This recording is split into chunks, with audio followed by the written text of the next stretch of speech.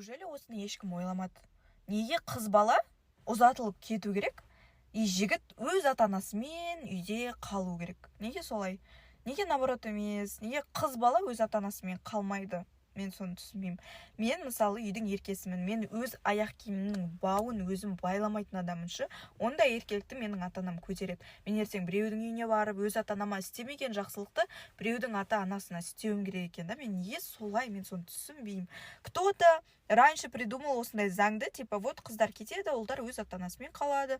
Вот зона комфорта, да? Именно қыздар кету керек. Қанша тиктокта қыздарды көрем, блин, мен ата-анамды сағындым, мне тут одиноко, мне тут больно. И жігіттерге рахат. Өз ата-анасымен қанша өмір сүріп келатыр ғой, до конца солармен өмір сүріп болды. Олардан ой, бірдеңе шірдеңе деген қайғырып етпейді олар. Қызды да бала туады, ата-анасынан да қыз кетеді. Неге бәрі қыз? Мен